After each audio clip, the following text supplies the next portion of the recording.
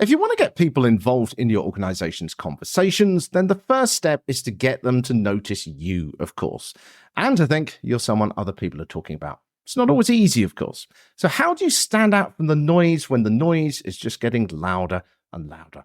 Welcome to the Public Relations Podcast. We'll be reviewing a selection of PR news stories and campaigns over the next few minutes to see how others are doing it, to see if we can pick up some ideas too. We've got listener questions, stories about controlling narrative with timing. We're talking about Sam Altman from OpenAI and lots of other things, such as like TikTok. Is it going to become the new Google when it comes to search engines? We shall see. As usual, I'm joined by a wonderful guest to review these stories, someone who's working on the front line of PR today, who will also be sharing their insights from their own campaigns too. So welcome once again to the Public Relations Podcast. The Public Relations Podcast with Richard Midson. Well, I hope you're having a very good week. Such a great chat with Kaylee Hamilton last week. I hope you enjoyed that. I was chatting to her from that hotel room in Germany, so apologies a little bit about the sound and the cutout on that recording. I always love chatting to Kaylee and really discussing about sort of personalities and thought leaders and stuff like that, because Kaylee is, I'm sure you remember if you saw the episode, is an Emmy Award-winning reporter who has discussed life, the world, the entertainment business and everything with so many celebrities over the years, and so really brings some value in how she approaches the PR. We were talking about Neil deGrasse Tyson, the sort of pop scientist, and how his strategy was so effective in building him up from being just a sort of scientist figure into the personality he is now. And I had a quick look at Google just before I started doing this show today. And over the past 4 days, I think it was, that he has been mentioned 10 times in news articles. Just imagine trying to get that kind of coverage and being so successful there. There was an article I was seeing about black scientists, an astrology article, which was an interesting one, Christmas gifts, to his thoughts on the Barbie movie as well. So really interesting discussion. If you didn't hear the episode with Kaylee last week, then check that one out once we finish today's show. What else? I was in London after Germany last week, and that meant I got to pop into the UK Parliament as well and meet up with some of my former colleagues from the world of politics. One observation that I was reminded of when I was there is, and I think people often forget this if you are trying to get politicians on board with your campaigns, it's, okay, politicians obviously get a bad rep, but they are basically people trying to run a country, which is a challenge. And I was sat in this members' cafe in the House of Lords, and we were talking about policy and AI and all this kind of thing. And you often forget that these people actually can't know about everything. And if you can approach them, almost like a journalist, if you can approach them and give them actual, real, useful information in an unbiased way, or as much unbiased as possible, they do actually value that information. So there I was chatting away some of my experiences of recent years since I've been working in that field, and helping them with some of the ideas and things that I am seeing. So don't be afraid to approach politicians if you're going to approach it in that sort of objective way and in that useful way.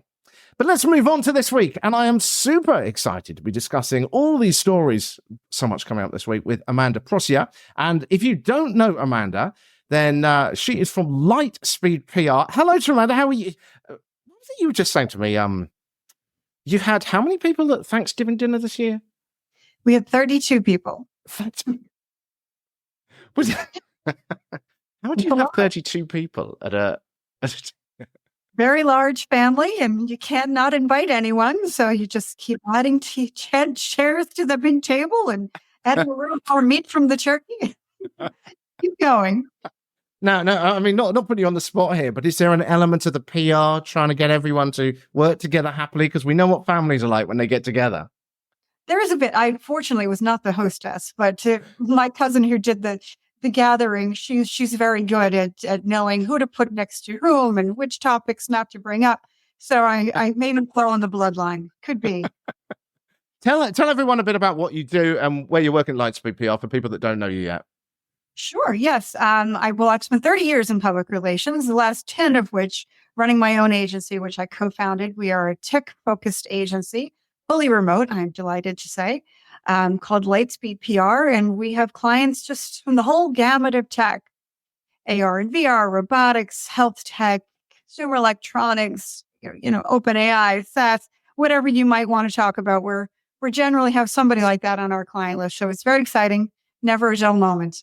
It's one of the things we were talking about as well before was that because obviously I work in the world of tech as well at the moment, and it's one of the biggest challenges is getting these brilliant minds that know technology so well and translating that into language that we understand for starters, let alone other people, isn't that?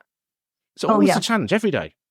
Every day, right there on the front page of my website, we call ourselves tech translators because we realize that's 90% of what we're doing. It's taking these incredible ideas from these brilliant minds and putting it into language that other people will understand, reporters will understand, that their potential customers and partners will all.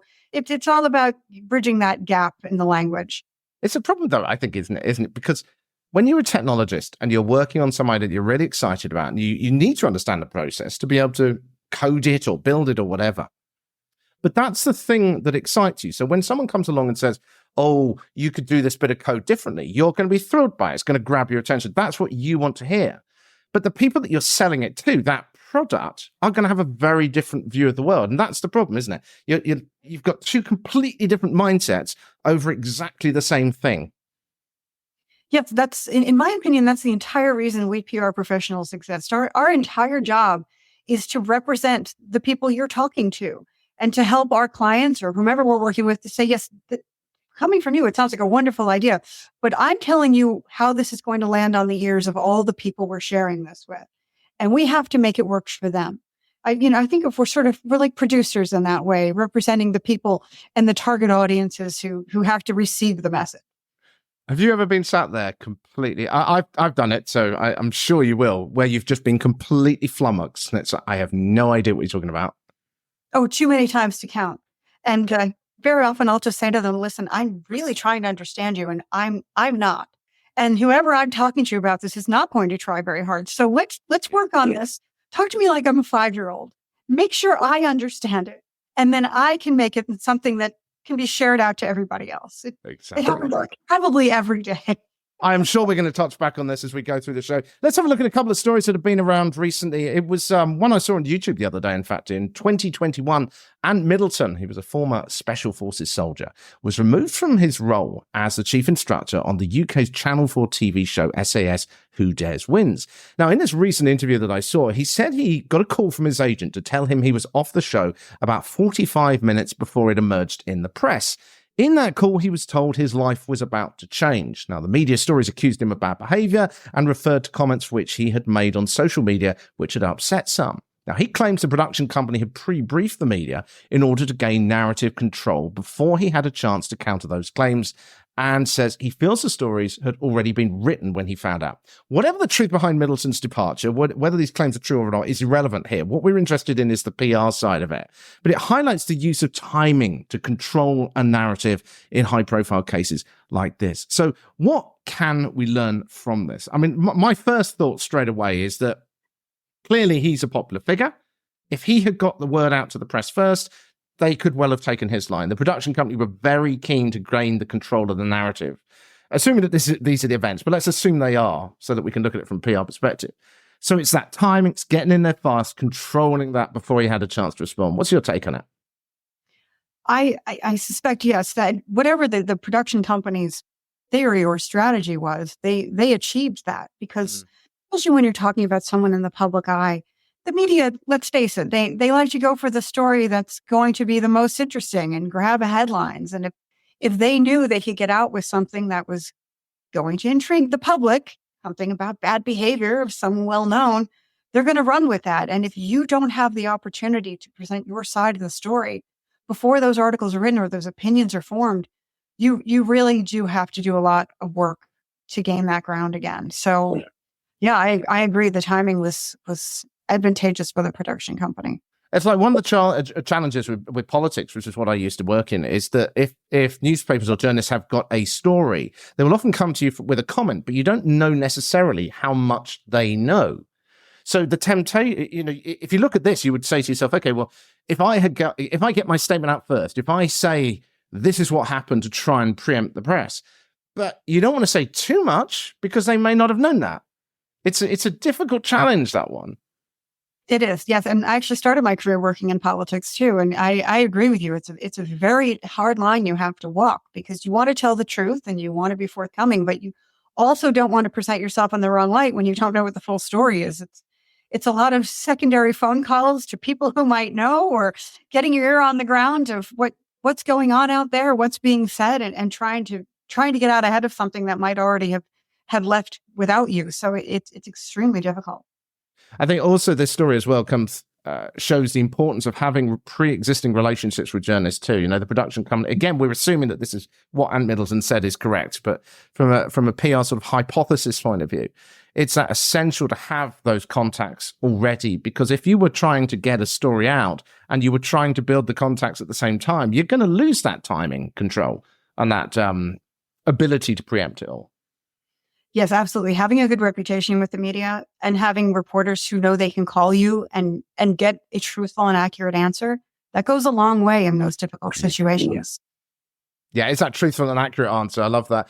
Let's move on to a story you spotted. Well, I mean, I think we all spotted this one, but I love the fact you brought it up. Let's talk OpenAI and Sam Altman. What was it particularly about that caught your eye?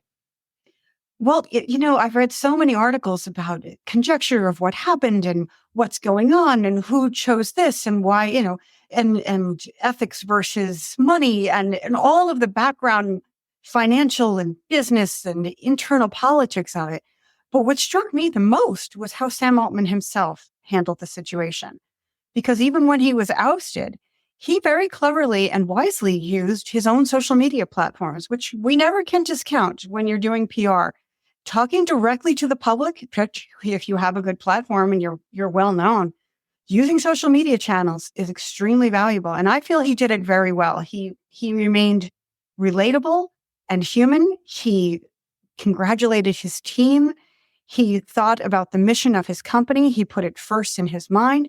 And he came across as humble and even with some humor. And I think he handled the situation perfectly, and might even have led to what ended up being his reinstatement because of the way he used that platform. Do you think he got away with being calm because he was so high profile? Because we know the media wants exciting stories, and if you are just calm and placid, they can often be bored. But Sam Altman, you can't ignore him. I mean, he was the center of the story. You have to get a comment from him. You want to run something, so almost anything he said was going to get run. He could control the narrative again. Exactly. Plus, he was speaking directly to his own audience. People could go on X, or what was Twitter, and see his comments for himself and say, okay, there's so much I don't understand about the story, but here's this real human saying things that make sense to me. And so I'm going to pay attention to him. It's interesting how Will Smith, after the infamous slap at the Oscars, he really went on his social media then. And I remember following it initially after that. And it was almost like nothing had happened. And he was very keen to get away from the entertainment press. And there was all kinds of discussions. I think it was Variety at the time was saying that he's doing a lot of damage by talking on social media and not in the press. And it's like, well, actually, I think he's actually doing the right thing, because he was talking directly to the people that liked him rather than putting more speculation in the entertainment press. Yes, whether or not it was successful, it certainly was worth trying on his part. I would have said, if he were listening to me, I said, sure, try to change the conversation, bring it back to who you are as a person and the reason people follow you on social media in the first place, which is because they like you and they want to listen to you. So that's an interesting point there. You say not sure whether it is successful. And I mean, yes, he definitely hasn't rehabilitated himself. But do you think he should have done a bit of press, maybe? I mean, we are hypothesizing a bit here, but what does your kind of gut tell you? If I had been his publicist, I think I probably would have advised him to just talk to one or two trusted reporters, people he had a relationship with, people he knew weren't going to smear him or inflate the conversation, but give him an opportunity to explain his side of the story. If it could be done. It was a hard thing to explain, given that it all played out live in front of millions of viewers. Yeah. But there's always something to be gained by going on the record and telling people why you did what you did, even if there isn't a good reason, just to explain what happened. But because in the end, he went and did that video that he released on his own Instagram, where he kind of explained his position. So, I mean, it's interesting, isn't it? It's always different situations require different things. Exactly. Let's move on to the next one, TikTok, and its SEO rise, at least according to an SEO marketing agency, rise at 7 in a recent article from them. The firm said 40% of 18 to 24-year-olds prefer TikTok to Google for finding places to go or eat out. In fashion and beauty, TikTok drives an 80% conversion rate, they claim as well. According to the agency, the video platform is now a primary source of information for many Gen Zers looking for answers to questions, and therefore is presumably crucial for organizations wanting to reach out to them from an SEO point of view. What can we learn from this? I mean, my immediate thing on this is that when you put a video on TikTok, no longer just put a few quick words on it, really think about the words you're using for the title and optimize it in the same way you would do for Google, isn't that? Yes, very much. I personally, the way I'm reading this is a real insight into this demographic, particularly Gen Z, younger, that they want to get their information in a different way. TikTok presents a few real advantages. It gives them a sense of community. It algorithms are specifically developed so that you're getting exactly the kind of information you want, and it probably feels more personal and more relevant to them. So as we're all deciding our next campaigns that are targeted at this younger group, there's some real clues there that we might use as we're getting to learn a little bit more about them. It's interesting also that maybe, I was just thinking about this, maybe also they view TikTok as being a more authentic search engine for them or delivering better results. It's a bit like that old sort of, adults are on Facebook, kids are on TikTok kind of thing. It's the platform that is going to deliver the information I want skewed to how I view the world that we're all looking for, aren't we? Yes, exactly. And I can understand that appeal for them. Google can be a little cumbersome. You want to get a recommendation and you get thousands, and TikTok can cut through the clutter a little bit more easily for you. It's a little more entertaining. So I think it's a very good window into this rising demographic. Yeah, got to watch what they're doing. You are listening to the Public Relations Podcast on all good podcast platforms, and also now as a bit of an experiment on YouTube as well, with myself today, Richard Midson, and the wonderful Amanada Proscia, the COO and founder at LightSpeedPR. Still to come, we're going to be having a look at a bunch of other questions from some of you listeners. But first of all, let's talk about a campaign that Amanda is involved in. And it's quite a techie question, this one, but something that the public can very much use. Just tell us a bit about it and how you went about organizing it as well. Sure. I'd love to highlight something my team worked on recently. It was for a client that's in the carbon space, where they're trying to help built environments, that is construction and building and existing buildings or new buildings, to be more carbon neutral. And there's a lot of ways you can do that and a lot of reasons you should do it. But like most of my tech clients, it's not readily understandable to ordinary people. It's not something you're thinking about every day, or how carbon aware is the building I'm living in. So we had to take a big step back with them and help them tell their story and primarily explain why, what problem we were solving and why people should care about it.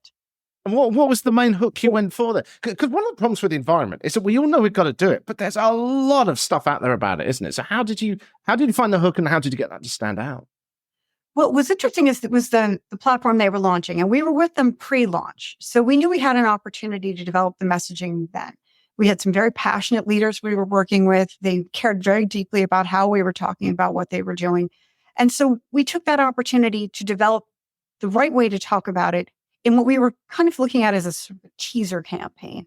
So we developed an animated video. It was an explainer video.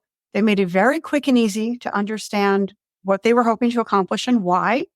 And then we put that out with media that we knew would care about it. So we talked to, the environment reporters and the construction reporters and people who we knew would take the time to learn a little bit about it.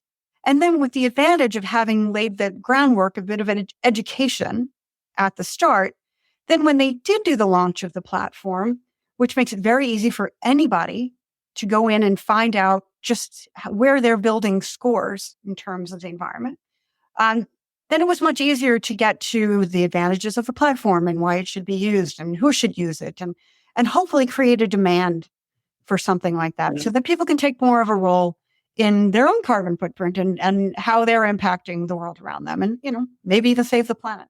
How do you get that across?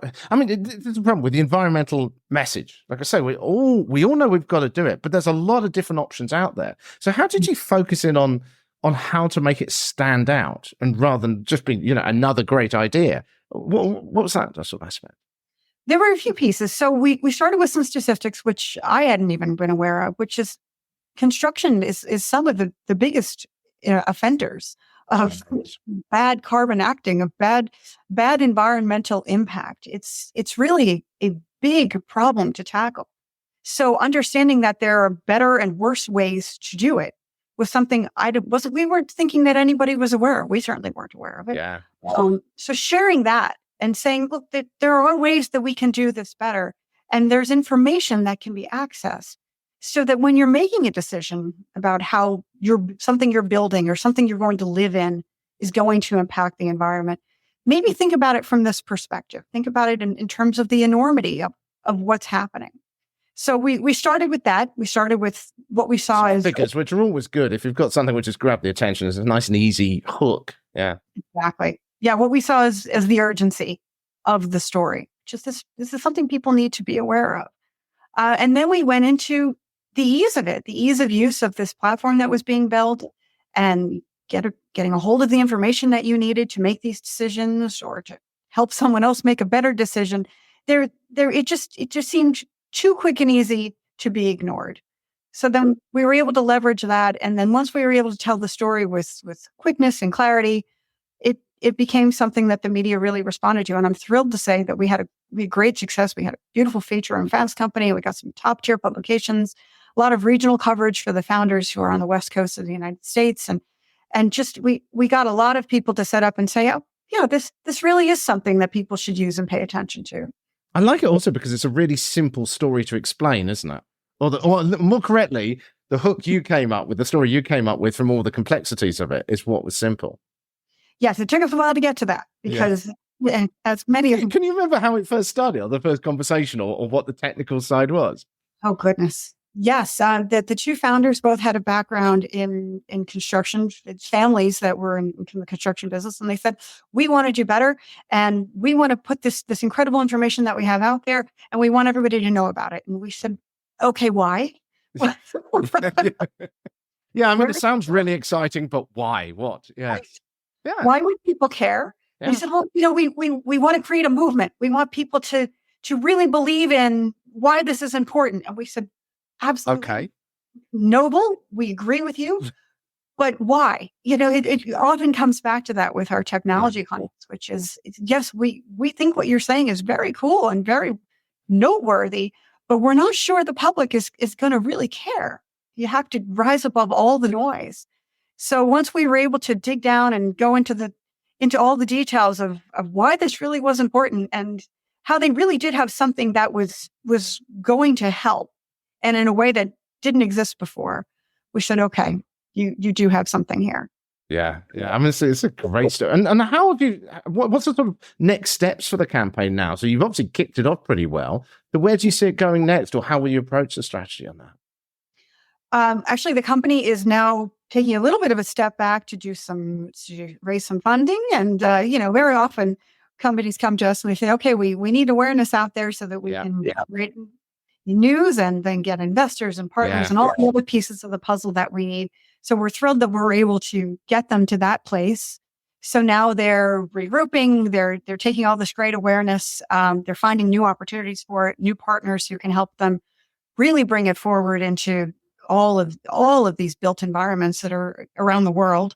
And then we hope to restart with them once they're ready for the next phase. I imagine there's plenty of hooks on there because construction's so many different types of it, isn't it? As you say, it's a global thing as well. Yeah.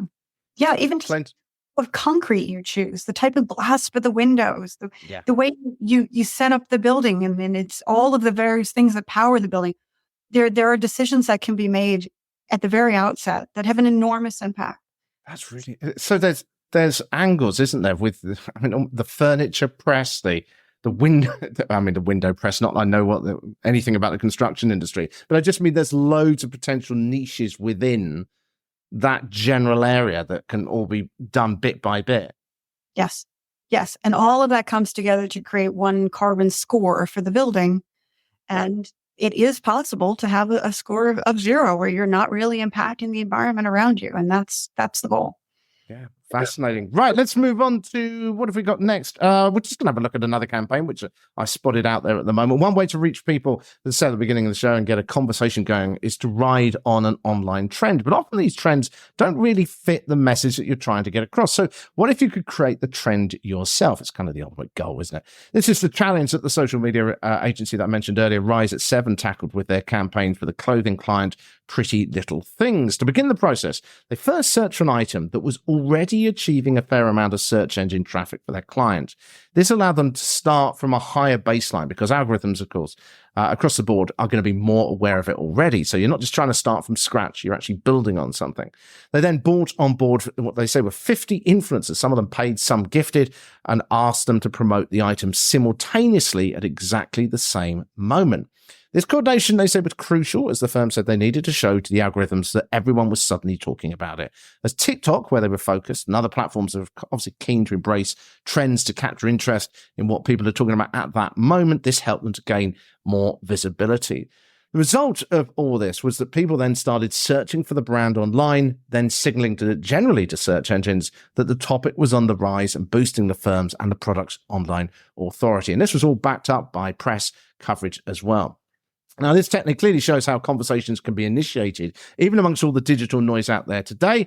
Never going to be easy, but the campaign in this particular case won numerous awards and saw a big increase in traffic for the firm. And the firm says it cost them no more than 5,000 British pounds, which is about 6,200-ish US dollars. I don't know what the breakdown of that was, but it still sounds like a pretty reasonable amount for a firm like this and for the campaign. I mean, the first thing for me here is that I saw something a while back, and I don't know how. I think it's too hard to say you just need a certain number of mentions to trend because there's far too many other factors.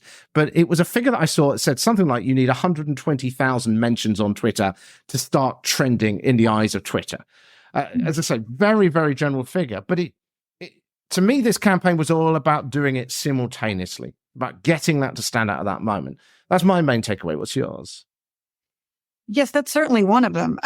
I'm actually very impressed that they were able to bring on board 50 influencers for little money.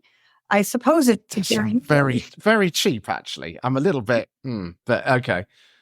Whenever we do influencer marketing within my team, it's generally quite expensive. And I suppose, of course, it depends on who you're working with and what they're promoting.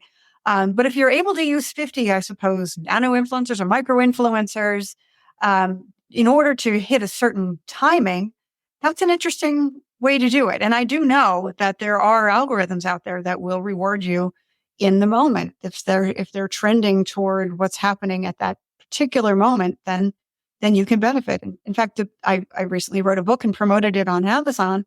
And because I had so many sales on the first day I launched it, I was able to achieve the bestseller position with my book. Well, tell us more then. Tell us more how you did it then, because it ties beautifully into this. And of course, tell us the name of the book. You better tell us that. It's PR Confidential. It's just kind of a primer on all things PR.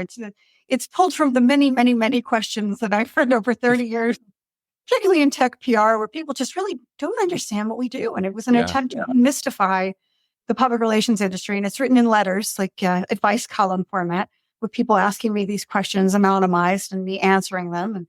And but, it's fun and quick. And I just sent to a lot of friends and family and my client base and friends of the agency. Hey, this is the day it goes on sale.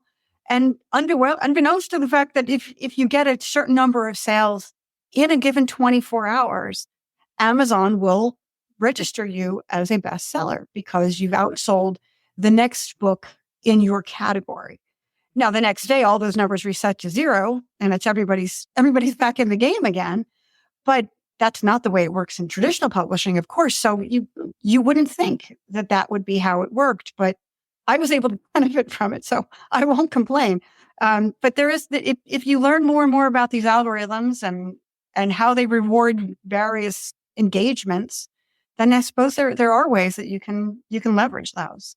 It's interesting though, isn't it? Because by holding back and releasing it all at once, you're not just going to be an ongoing bit of noise that's going on in the background. That's the thing, isn't it? You're trying to hold all that noise for that moment. And that's exactly what worked with your book and clearly what worked in this case here. So, but the other problem as well is keeping everyone from not saying anything until the right moment, particularly on something like social media, where if they say it 1 hour before someone else, you're going to reduce, well, frankly, minutes before, you're going to reduce the effect. Yes, I think about I think about with journalists, the classic embargoed press release from the old days, and there's no law forcing people to keep with that. And then if someone gets the story out before someone else, then that other person is going to be very angry about it, or they're going to say, "Well, why did you release that story?" You're going to have to explain that. Getting people to coordinate at that exact moment is actually quite a challenge, I think.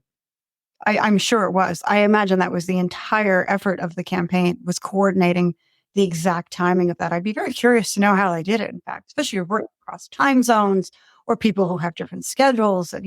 Okay, your influencer is supposed to click their message at this exact moment. What happens if the doorbell rings or the baby cries? Or, there's just so many factors that can't be managed against. So kudos to them for pulling it off. What sort of experiences have you had then with influencers in this way? I mean, have you kind of combined people, or have you focused more on individual niche influencers on a particular topic, particularly within the tech space?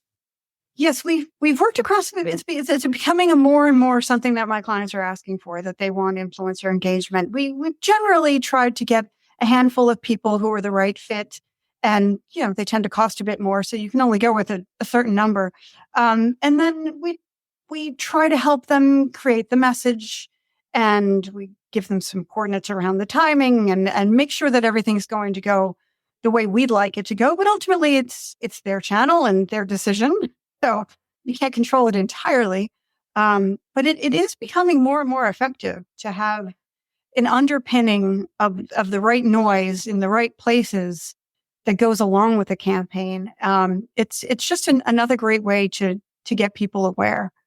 You mentioned also about the nano influencers too, and there does seem to be a lot more conversation going on now in the PR world about using nano influencers, and also they can be sometimes cheaper as well. I mean, what's been your experience with that? They can be really wonderful, particularly if you find people who genuinely want to be an advocate for the product you're working. Yeah. We have a client now. They have it's a health tech device that helps people with skin conditions, and it's entirely done through light. It's a device that pulses light on your skin and helps to cure this eczema or those types of things.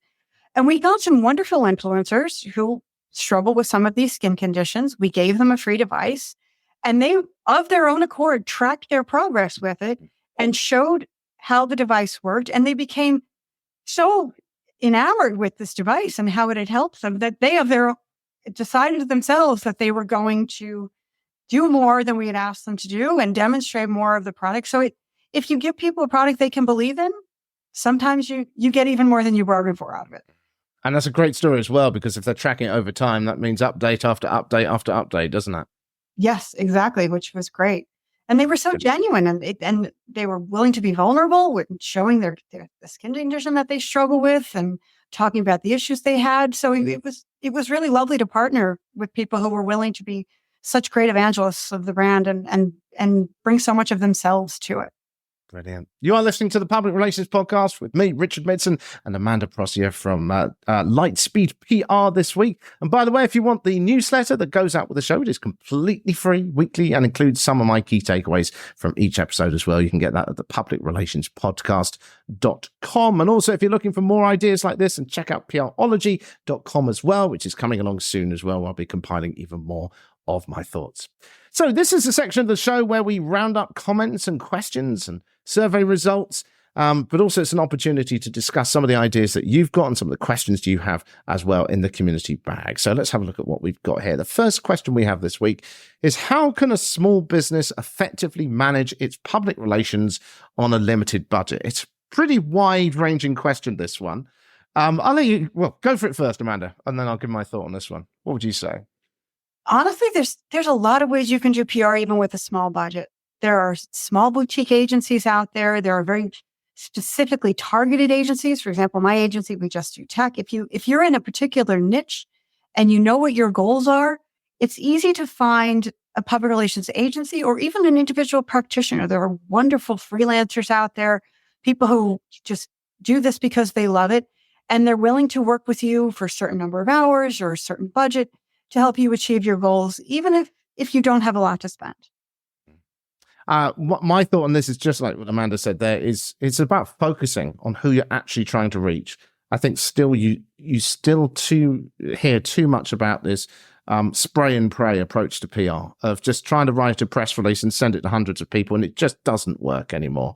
And you can spend a lot of time trying to pester the wrong people. So it really is, to me, it's about going, who are the core people I need to reach? One or two core people, and focusing on that. Or as Amanda was saying, there's getting the right agency on board that can connect that up so that you're not wasting your time or spending money on something that is just not going to achieve the results. So focused would be my take on it too.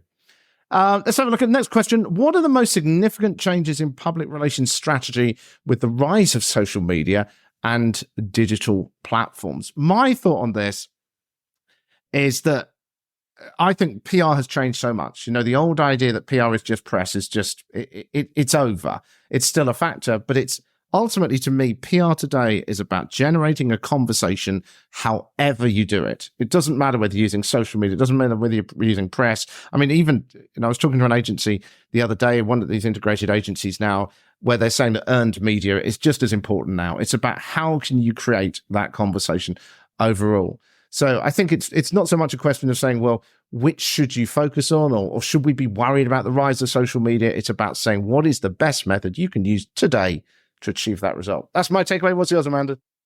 Yes, I completely agree that an integrated effort will go so much further. And it doesn't have to be complicated or expensive. Just even if you have one person who can post your news media on your social channels, or engage with the people who are following you, or put content up that's interesting to your target audiences. It's not hard, but there's ways that can go hand in hand.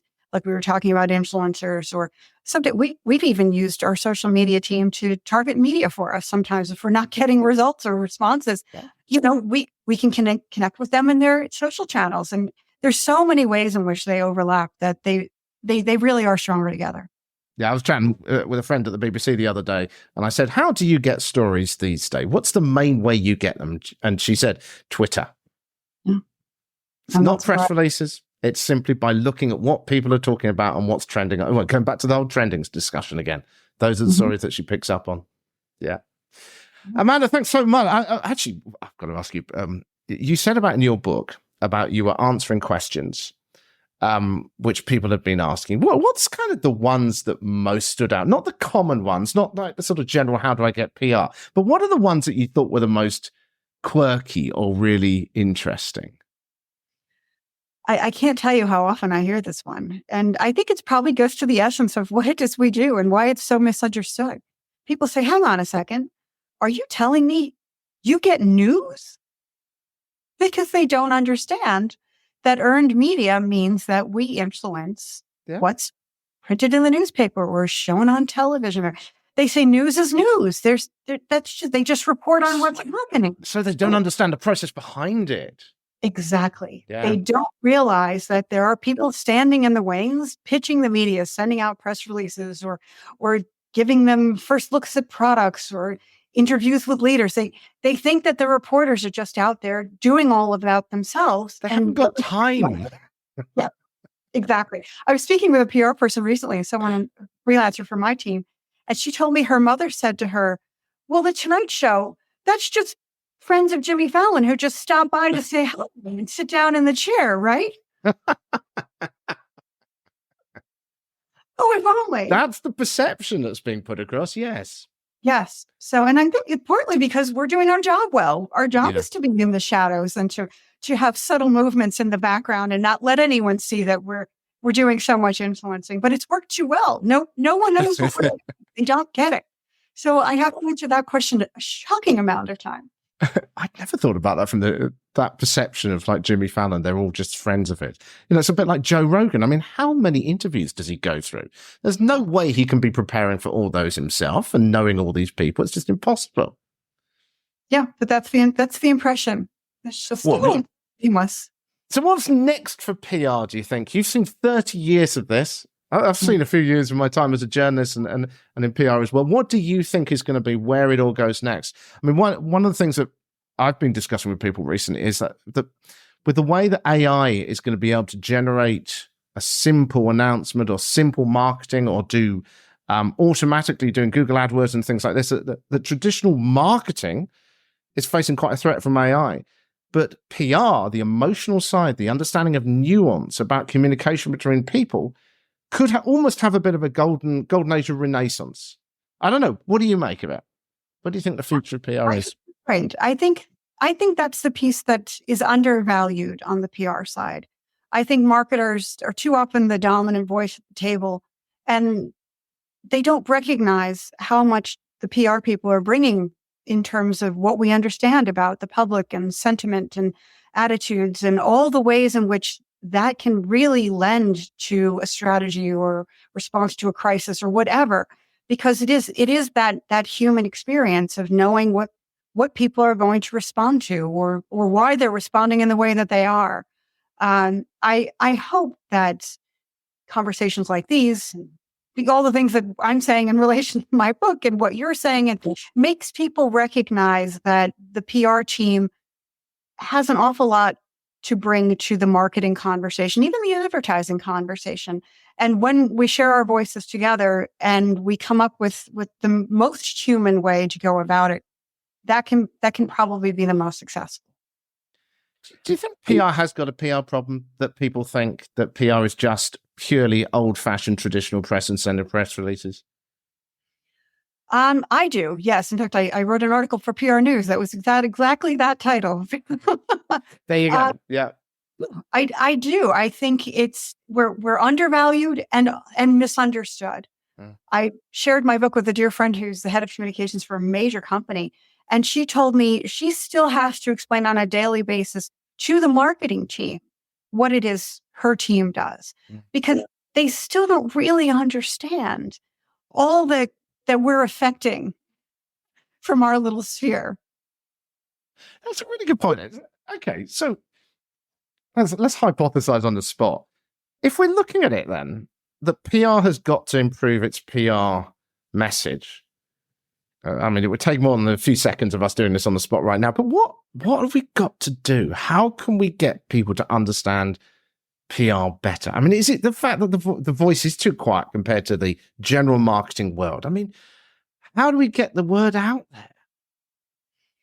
It's not easy. I've started with a grassroots effort of just educating everyone who comes across me to tell them what I do, how we do it. So many people just think we throw parties all day long, or my own family thinks I do advertising, despite the fact that I've corrected them 1,000 times. Yeah. You work for this company. I saw their ad. Yes, I had nothing to do with that. So it's the education as you come across every opportunity to let people in on the secret, because I think there's real harm that's happening as a result, which businesses who call me up and say, my investors are telling me I need PR, but I don't know what it is, so I don't really care, and I don't know why I'm talking to you. And I say to them, well, imagine that there's another tool you can use to improve your business or to get better awareness or to accomplish your goals. And that's when they finally say, oh, well, maybe I should learn what PR is. But it troubles me, all the people who aren't calling me and asking that question, because they don't understand and they're not recognizing the value. So is the need for PR people to stop going to PR conferences and start going to general marketing conferences and talking and explaining it more? I mean, there were two conferences earlier this year that I was going along to, and one of them was a PR conference and the other one was marketing. And it just felt that really now it's got to combine it more. Yes. You can't just have the PR people, not necessarily in the other room, but they're that lot over there. It's all got to be seen as more integrated now, isn't it? I think so, absolutely. And more, we're getting calls from clients who want one program. They say, partner with a marketing agency or an advertising agency. Give us one team. We don't want to coordinate all these things. Yeah. So more and more, I think those barriers are going to have to come down just so that we all have the opportunities that we want. But yes, absolutely. We should be going to marketing conferences and advertising conferences. We should be understanding better what we all do so that we can. I really believe all of our disciplines are more valuable than the sum of our parts when they're done correctly together. Yeah, it's time for PR to really do a PR campaign on itself, isn't it? Amanda, it's been an absolute pleasure talking to you. Thank you so much. Any final thoughts on what you think is coming up for PR or things that are on your mind of what you're doing next? I'm excited to see what 2024 brings. It's a big election year in the States, and that always generates a lot of news. Things like what's happening with AI and all of these new different forms of advertising and digital advertising and social media and how those are all impacting us. I think it's going to be very exciting. It's certainly going to be an interesting year with politics with AI. It's going to be, we did an episode recently where we were talking about the positives and the negatives. The ability to target more specifically is certainly exciting, but then equally the fake news factor is going to be interesting to see just how bad that gets, isn't it? It is. That's one thing that concerns me about TikTok, and we'll see if they address that. But yes, these are all big questions and new questions that will have to be answered soon. And just a reminder for people, tell us about your book again and also where people can get hold of you. Sure, absolutely. It's called PR Confidential. It's Unlocking the Secrets to Creating a Powerful Public Image. It's a bit of a tell-all. Yeah, if you're not watching on YouTube, which I know most people are listening in, so we better describe the front cover. So it's got a massive letter PR on the front. Yes, big PR on the front with a banner going across it of confidential, and there's a bit of a spotlight image in blue and white. That was the goal anyway. It's a short read, only 9 pages, but there's a little glossary in the back if you want to learn more. You can get it on Amazon, or if you want to go to my website, lightspeedpr.com, you can get a free download from our homepage. Wonderful. Amanda, it's been an absolute pleasure talking to you. Thanks so much for joining us. Thank you. I had a lot of fun. Awesome.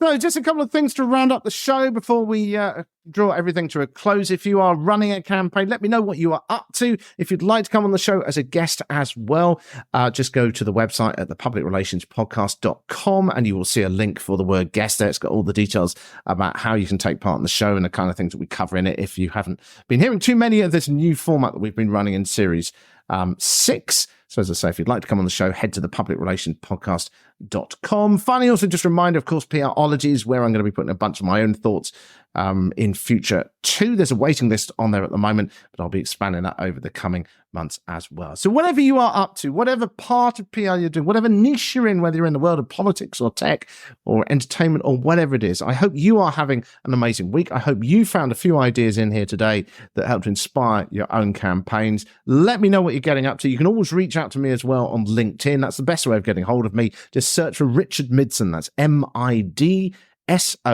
Richard Midson, MIDSON. Let me know what you're up to. Come on the show, and I hope you have an absolutely wonderful week. I will speak to you very soon.